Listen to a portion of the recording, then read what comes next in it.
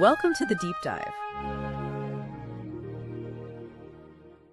Today, we're looking at something pretty fascinating, actually. A tiny story from the Bible, just 2 verses about a guy named Jabez in First Chronicles. Yeah, it's really quite something. You get this huge section, thousands of words, just lists of names, genealogies. Right, kind of monotonous. Exactly. And then boom, right in the middle, these 2 verses pop up with this complete little story. And then it's gone again, just vanishes. And our source for this deep dive is Greg Elkan's devotional series, Elkan's Word for Today. He did a whole multi-part thing just on Jabez. Our goal here is to figure out why Elkan thinks this short, kind of obscure prayer is actually like a 4-part blueprint for believers today. Well, Elkan kicks things off by highlighting just how strange the whole thing is. He talks about the person, the place, and the purpose. Jabez himself, he's basically a nobody in the grand scheme of the Old Testament. Not a king, not a prophet, just some guy.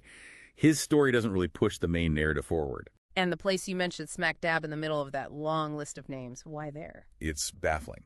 Yeah. And then the purpose of his prayer.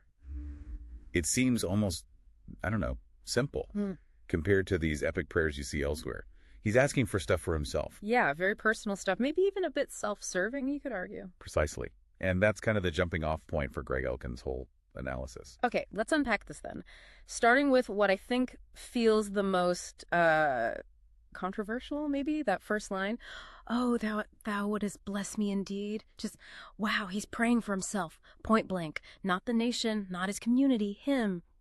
That can rub some people the wrong way, spiritually speaking. Feels a bit carnal, doesn't it? It really does, and that's a major point Elkan tackles straight away. There's a lot of teaching that tells believers to focus on heavenly things, right? Set your affections above, like Paul says in Philippians or Colossians. Yeah, the focus is supposed to be on God's kingdom first, personal stuff second. Right, so this idea of just asking, bless me, seems to fly in the face of that. But Elkan argues pretty strongly, I think, that your spiritual time can be personal time. It should be, sometimes. He basically asks, where does it say God isn't interested in your personal needs? Even the carnal ones, the day-to-day stuff. Why would that be off limits? That's a good question. Is it really about neglecting earthly things or just prioritizing? Elkan's view is that it's not inherently unspiritual to ask for you. Yeah. And the kicker, the real validation he points to, is the Bible's own conclusion. It says right there, God granted him that which he requested. Ah, okay. So the fact that God answered it. Exactly. The answer validates the prayer. Elkan argues if God granted this very personal request, then it's absolutely okay to bring your own needs, even the seemingly transient or earthly ones, before God. He warns against what he terms fake spirituality that makes you feel bad for doing it. All right, so if it's okay to ask for a personal blessing, Elkan says the next step is asking for, more. Which brings us to the second part of the prayer, enlarge my border. Yeah, and this is where Elkan really leans into the idea of God's generosity. He sees Jabez asking for expansion, for more territory, as tapping into God's nature as a giving father. He pulls in verses like James 1.5, God gives liberally, without finding fault. And Psalm 81.10, open your mouth wide, and I will fill it. The scriptural basis, Elkan argues, is solid. God likes to give good things. But asking for more, especially material stuff, that's where the pushback often comes, right? People say, well, if God gives you more money, it has to go to the church, or it's only okay if it's for ministry. Does Elkan get into that? Oh, absolutely. He directly confronts that kind of thinking, calling it almost a deprivation theology, this idea that you should feel guilty asking for personal growth or prosperity. And he actually brings in some interesting historical context. He talks about the ancient Jewish commentary, the Targum. It's an old Aramaic translation and interpretation. Okay, what did the Targum say about Jabez? Well, apparently the scholars back then were so uncomfortable with Jabez just asking for more land for himself. They actually sort of added to the story in their interpretation. They suggested Jabez must have made a vow, promising to, dedicate the extra land to God or something. Really? So they tried to make it more palatable theologically? Kind of, yeah. But Elkan's point is that vow isn't in the original Hebrew text at all. It was added later because people struggled with the straightforwardness of the request. That is fascinating. It shows how long this tension has existed. And Elkan also dismisses attempts to just spiritualize it away, right? Like saying enlarge my border really meant getting more disciples or something. Precisely. He insists on taking the text literally here. Jabez had land. He asked for more land, more influence, more capacity. And God said yes. So Elkan's takeaway, and he's quite direct about this, is that God is not against you growing, expanding, or prospering. Whether that's in your business, your career, your family, your ministry impact, even your finances.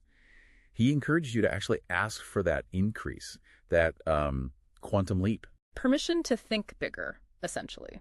Okay.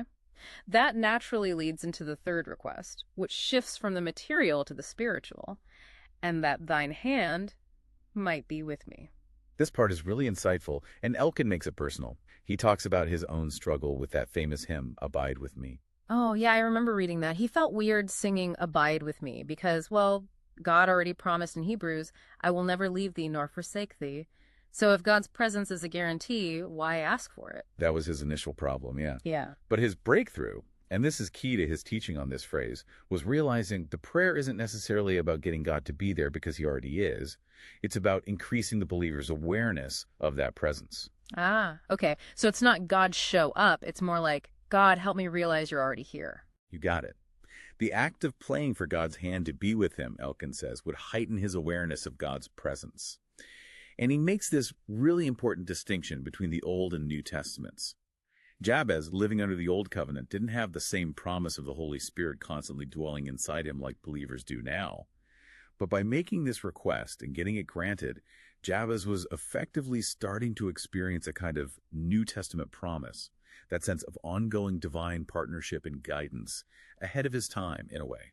That completely changes the feel of that request. It's about spiritual sensitivity then. It is. And this is where Elkan gets a bit critical of some modern approaches to faith. He observes that many people today seem to rely on feelings or external signs. They need the goosebumps in worship, or they need a big-name preacher to pray for them to feel God's presence. Right, waiting for the big moment. But Jabez didn't seem to need that. He asked for the awareness, God granted it, and he presumably just went about his life. No pillar of cloud needed for his daily walk. The power was in the knowledge, the internal awareness that God's hand was on him, even when things felt ordinary. Yeah, it's a call for a more grounded, consistent faith, not one chasing sporadic highs. Okay, so that covers blessing, increase, and awareness, which brings us to the final part of the prayer. After asking for all this good stuff, Jabez pivots immediately to protection. And that thou wouldst keep me from evil, that it may not grieve me. Elkan calls this the part polite Christians pretend isn't there. Huh. Yeah, it's the insulation request, as Elkan puts it. It seems Jabez knew a fundamental truth.